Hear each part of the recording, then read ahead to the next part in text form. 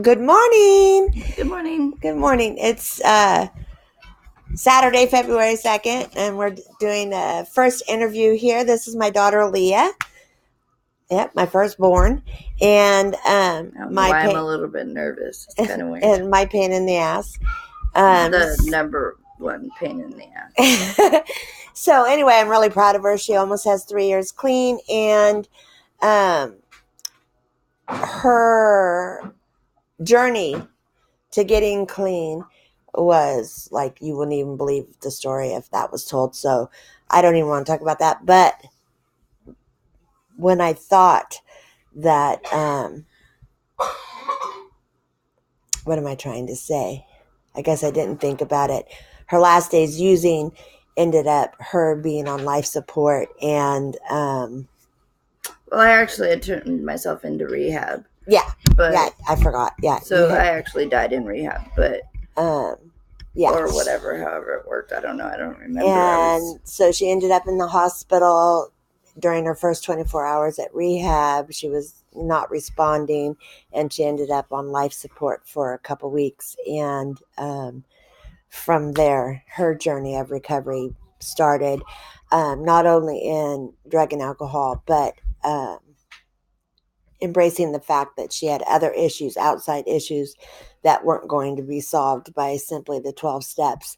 Mental health issues. And so we'll probably be talking about that kind of stuff, but we're going to talk about whatever. Like, we got our toes done the other night, and my nails done. Yeah. And if you could see them up close, they remind me of ice cream for whatever reason. Or like, for the people that are into mermaids, this would be like, I don't know if the lighting in really here.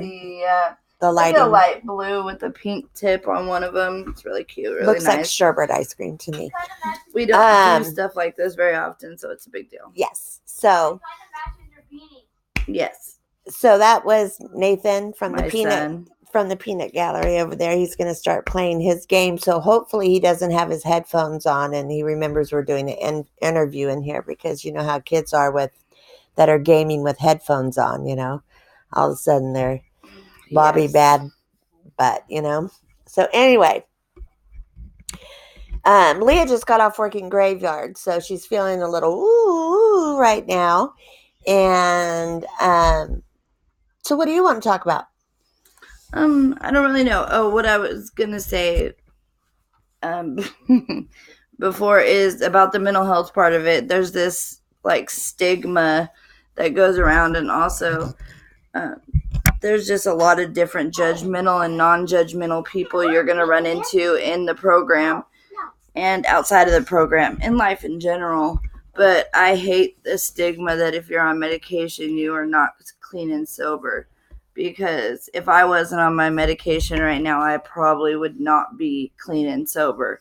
So stuff it, basically. I mean, if you don't want to hear about it, don't tell people. If you're like me and you're like, whatever, tell people, and they can hate or not hate.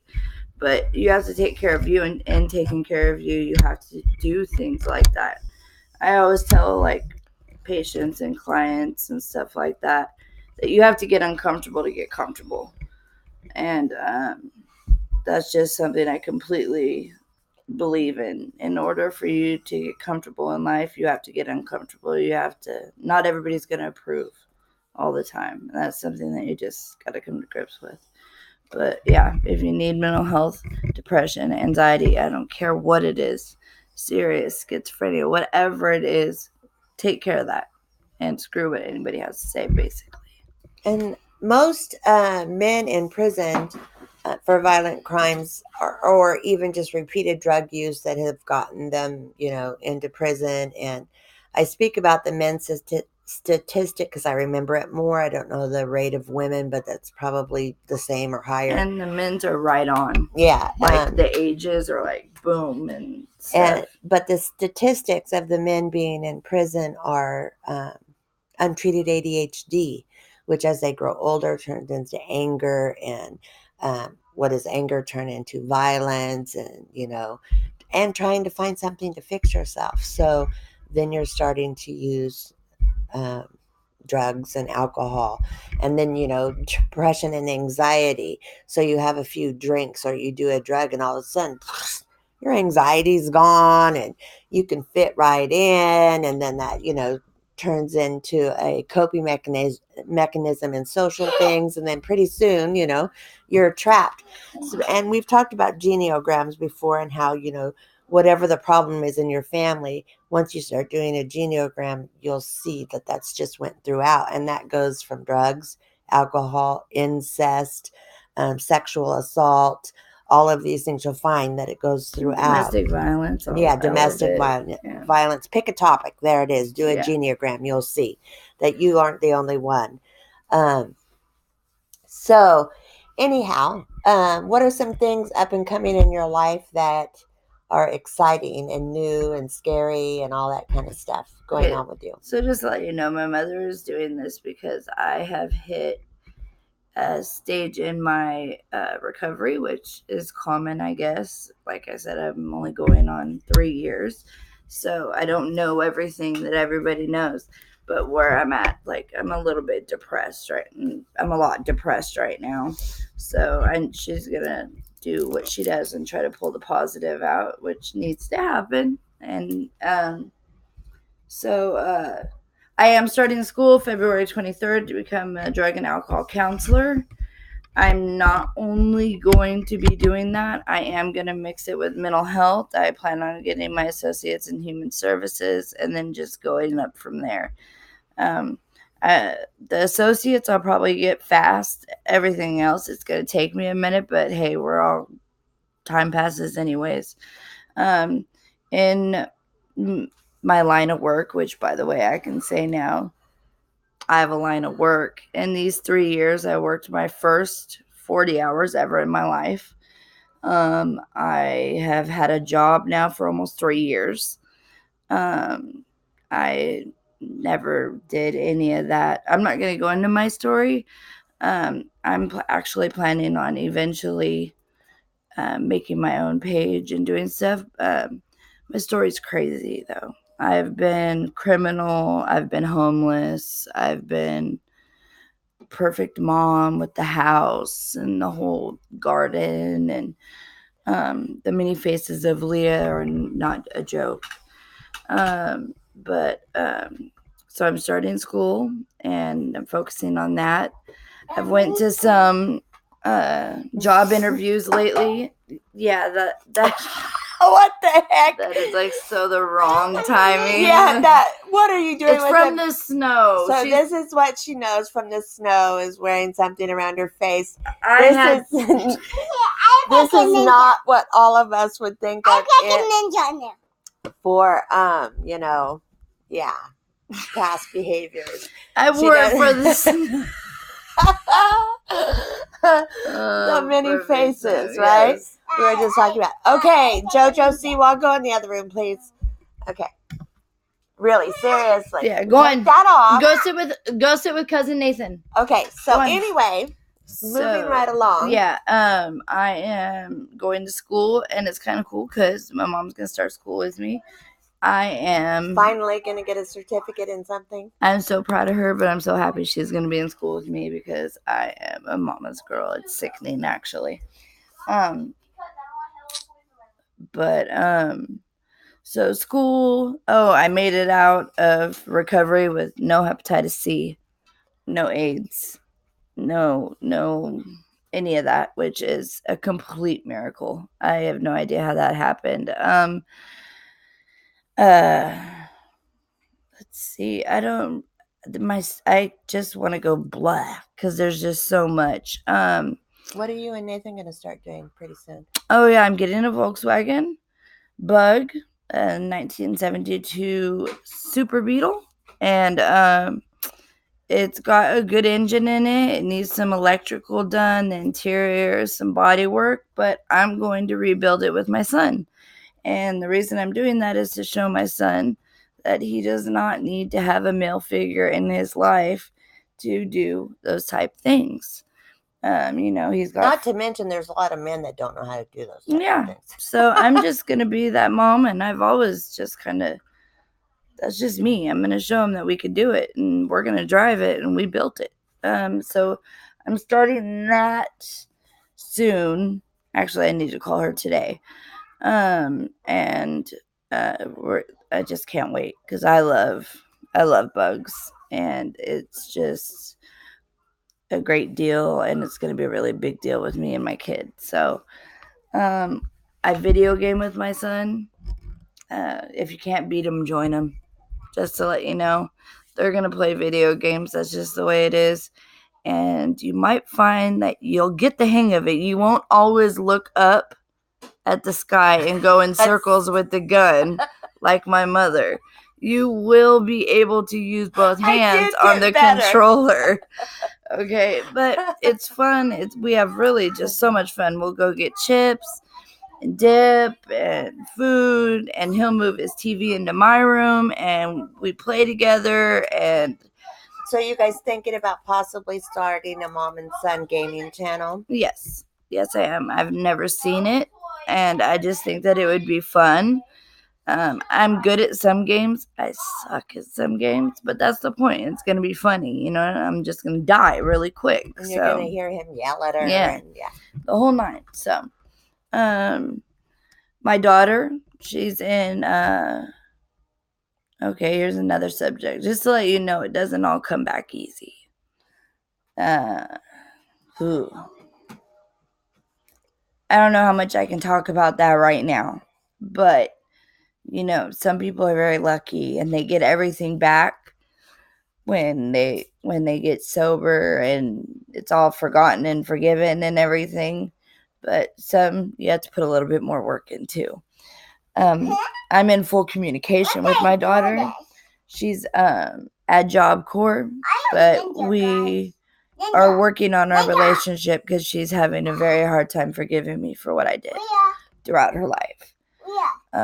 And I'm having a hard time forgiving myself, and I want to be her mom, and that's not what she wants right now. And it's just, you know, no matter what, you're gonna have to work at something.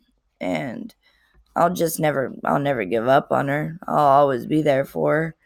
So we're gonna work through that. And that's something that I think everybody should know, is that it's not all peaches and cream when you get sober. Life's real and life hurts. There's plenty of times that I've thought it was way easier being homeless, begging for change, sick, than being here, taking care of my kids, or helping at the house, or living a life, or going to work when I haven't slept but 3 hours and I have to go in for a 16-hour shift. But if you work at it, it comes. I don't know what else. Kind of rambling. Okay, so if you feel like you're done, then you're done. Yeah, I just don't give up. Don't give up. There's been a couple times I drove off and I had the money, and look, we have a church down the street, and I have different, you know, I believe my spirituality is my spirituality, but for some reason that church always stops me, and I'll just sit there, and I never made it to the liquor store, if that makes any sense. I made it to the church. So it's not easy, but is it worth it? Heck yes. I've taken my kids on their first family vacation.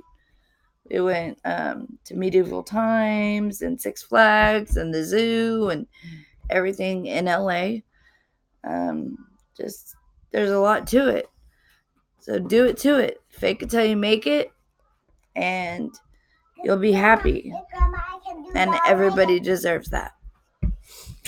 So before we end, I want to ask you a question, because today's reading was on goodwill and how selfish we are and self-centered we are when we're using, and how we want to get out of our self-centeredness. So do you feel you've grown in that way, and how self-centered do you feel you ever were?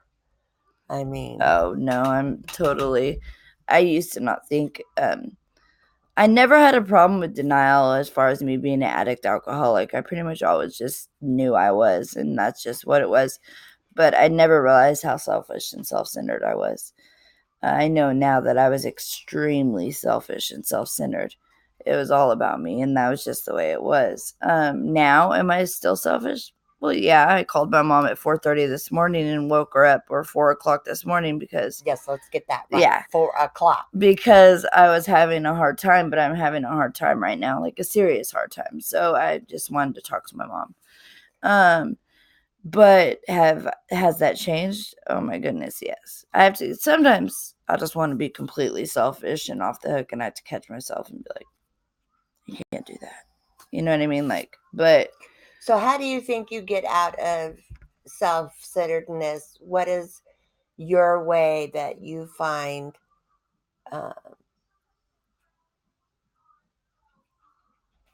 that you can get out of self-centeredness? Like, is it giving back? Is it helping my others? job Is my job is how I give back. Some stuff happened. I don't really go to meetings. I do always constantly say I want to start going back. I just don't make it there. I will. But the way that I give back and the way I stay in reality is by my job. I get to give back, and I'm really good at my job. And I believe in all the people that everybody doesn't believe in. And oh my God, they're never going to change. Well, let me tell you, I was that girl that in everybody's eyes was never going to change. I literally went to rehab not knowing where I was going to go when I graduated. I just knew that I didn't want to be the person I was anymore. I didn't do it for my kids. I didn't do it for my family because I figured they would not let me come back in their lives. So I did it for me, and it just happened to work out the way that it worked out. In my work, I work with substance abuse. I'm not going to say where I work or anything because I don't think that I can. But substance abuse, mental health, domestic violence, it comes across everything. CPS, there's all kinds of different situations that I work with, and I being able to sit down and relate with the patients and the clients and everything like that. I believe I've watched people go into rehab, and I fought for them to get in, and it's just my way of giving back. I love my job. okay. So today is Saturday, February 2nd. This was Leah Branhan, my firstborn child, and this is Connie's community. And there's that face that keeps popping in and out of the videos. And I get some motion because you're baby. Okay, you're so weird. Let me kiss. Okay, have a great Saturday, everybody. Have a great Saturday. Have a good Saturday, guys. Reach out, help somebody else. Get out of yourself. Yep. Go get out in nature and breathe the air. Oh. Okay, well, it's not raining now. It was raining. I will let you guys know when I start my channel and whatever I'm doing. Have a good day, guys. All right. Thanks, you guys. Bye. Bye. Bye.